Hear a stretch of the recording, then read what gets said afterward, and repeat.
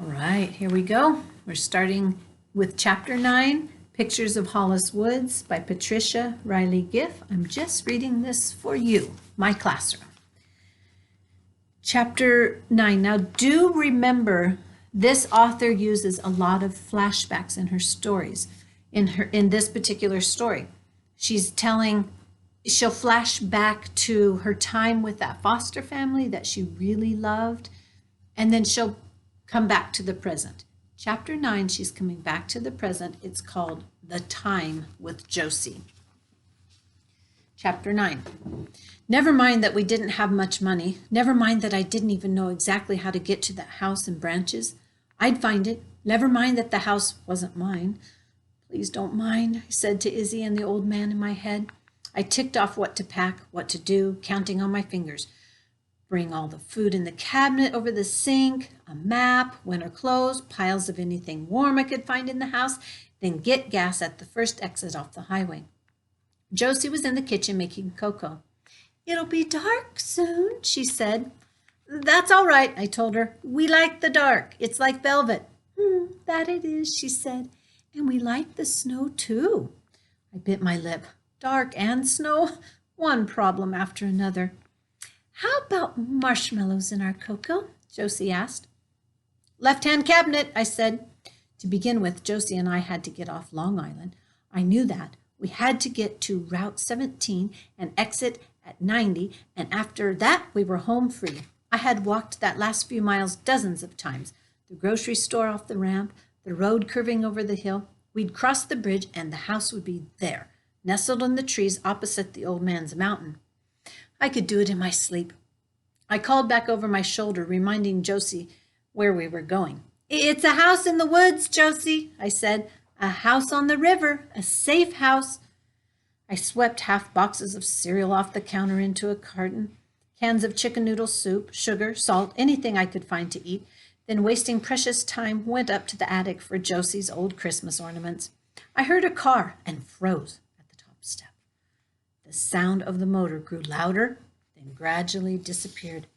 My heart was beating fast. Stop, I told myself. The mustard woman was far away in her house somewhere, scarfing up her dinner, littering her sweatsuit with crumbs. But I knew we should leave as quickly as we could. I'd learned that when I'd run before. The first hours made all the difference, the hours before anyone knew you were gone. I scurried into the attic, found the box of ornaments, and pulled it after me to the stairs. When I finished, the car was piled so high it was hard to see out the window.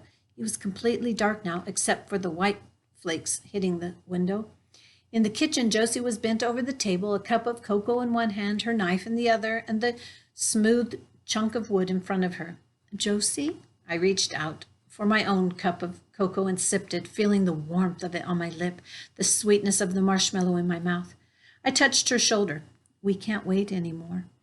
Rubbing her eyes, she glanced toward her bedroom. I knew she wanted to take a nap. I did too. I was tired now, and thinking of the long trip ahead of us was almost too much.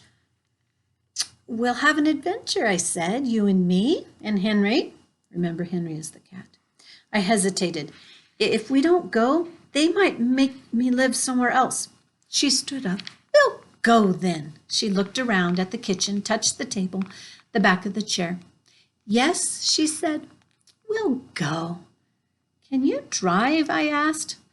Please let the snow stop, I thought. She smiled. Of course. I made one last trip to the car, carrying her knives, the small drill, pieces of wood, and then I was back hoisting Henry onto my shoulder. No biting if you don't mind, I told him. We went outside, Josie looking up at the sky, holding out her hands to catch the flakes while I opened the garage doors, and then we were off, skidding our way down the street. Suddenly, the snow did stop, and we saw a moon over our heads. It looks dusty, Josie said.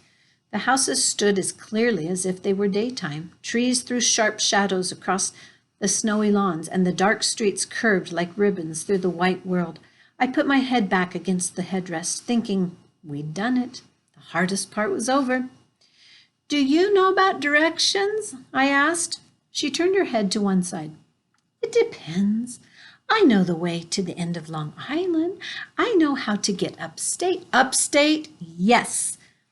Across the Triborough Bridge, she frowned, looking worried. Isn't that right? I think so. Henry was scratching himself in back, trying to make room for himself.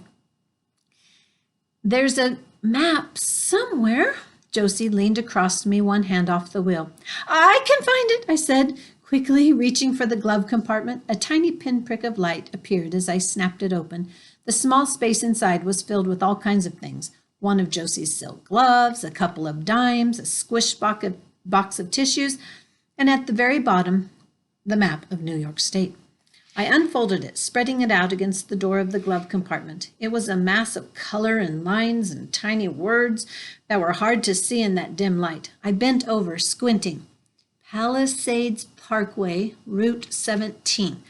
It was all there, one line after another, leading me home to Branches. I looked up as I heard the blare of a horn, and then a car swerved past us, its lights sweeping over the road. Are you all right? I asked Josie. Right as rain, she said. I sat back and closed my eyes, thinking of Izzy, drawing them all in my mind, wondering if they'd think I was doing a terrible thing.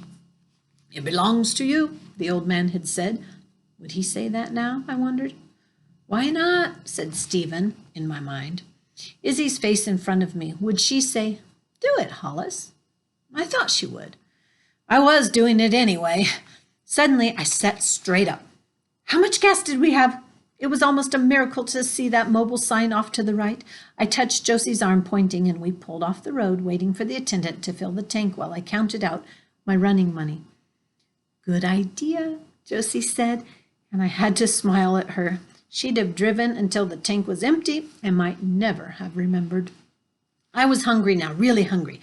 The hot chocolate hadn't lasted long, and I hadn't had lunch. Maybe I could hurry inside for a bag of potato chips and a chocolate bar. I glanced out the rearview mirror to see a car pulling up in back of us at the pump. The man was impatient, tapping his horn for us to get out of the way. There'd be no time to buy anything, not even enough time to rummage through the back to find bags of food. I thought of the mustard woman. She'd come up the path tomorrow afternoon to get me, trying to smile, acting as if this would be a lovely afternoon tea at the woman's house. What was her name? Eleanor. When we didn't answer the bell, maybe she'd go around to the back to see if we were in Josie's garden. But soon enough, she'd figure out that we weren't. She'd stand on tiptoe to look in the window of the garage, and it would be empty.